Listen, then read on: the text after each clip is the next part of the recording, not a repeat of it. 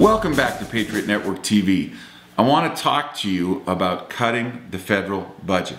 I'm going to do a series of shows that deal specifically with where and how we can cut the federal budget.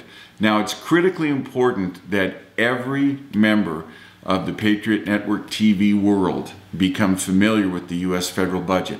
It's critically important that you start understanding how much money we spend and how much deficit spending and how much debt we have. And our starting point is to talk about a debt ceiling that is going to go over $13 trillion this year.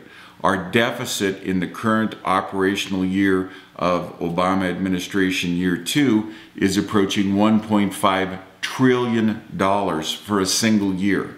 In other words, the deficit per month is more than $100 billion. Now, that means that every single day we spend every penny of tax money that's brought in and another $3 billion.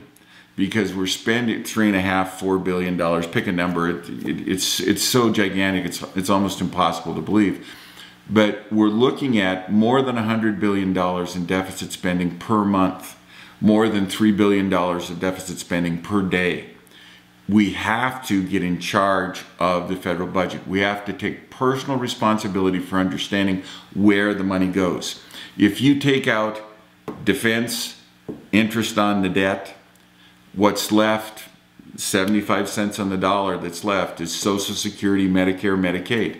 We have to come forward with radical, and by radical that means to go to the roots.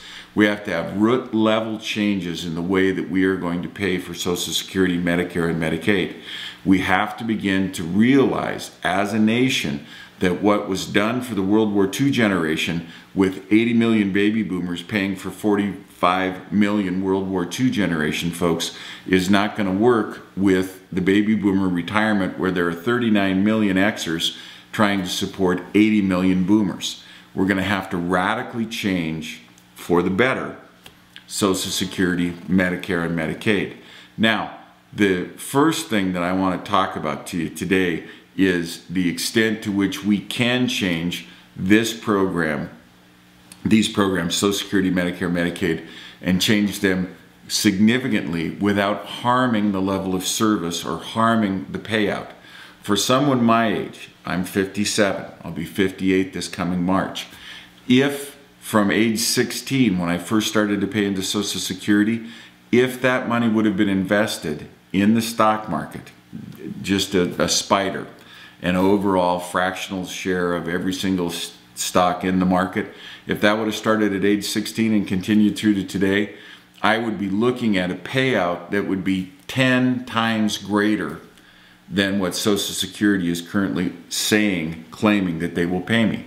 Now, the trouble with Social Security, as I've mentioned to you before, is that according to the trustees, when you get your little form 3 months before your birthday, my birthday's in March, I get my form in January, in that 4-page form, they tell me every year that unless current law is changed, by 2017, they'll only have enough money to pay me 70% of my promised benefit.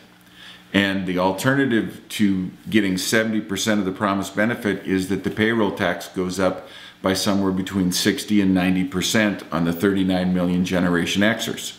So, what are we going to do? First and foremost, we have to start looking seriously at reforming Social Security by privatizing. We have to partially privatize Social Security, and we have to start now.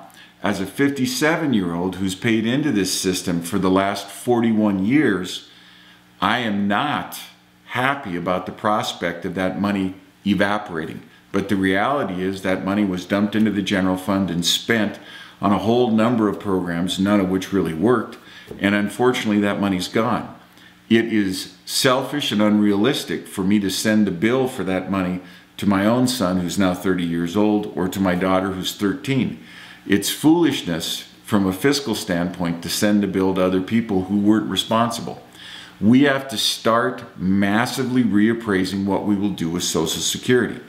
Now, I would like to suggest today 3 very small changes. Number 1, I know, and this won't be popular, but we have to do it. We've seen France do it. We've seen Greece do it. We've seen the European socialist countries do it. The Social Security system is a socialist program. And to pay for it, you have to tax everybody to pay for the few. Everybody pays for the retirees. We're going to have to raise the age of retirement. In the 1930s, when Social Security was passed, life expectancy was 65. For white guys like me, for old white males, my life expectancy is up around 88. You can't keep 65 as the age. We gotta raise the age, and we can do it a month, a year, we can do it a year, however we decide to do it, but we've got to raise it, and it's got to go to 70, 75, somewhere in that range. That's number one. Number two, we got to let me have part of my own money to invest in a tax-deferred account. So currently 15.3% of my gross goes, give me half of it, 7.65 that I can invest myself. Third, we have to look at Medicare in terms of funding it in a more appropriate way. Social Security, we got to up the age, we got to allow for private investment. Then what do we got to do? We got to get into Medicare and start funding it in a different way. I went a little bit long today, but we're going to go through the budget chapter and verse and talk about how to cut it. Next episode, we will talk about how to cut other forms of discretionary spending.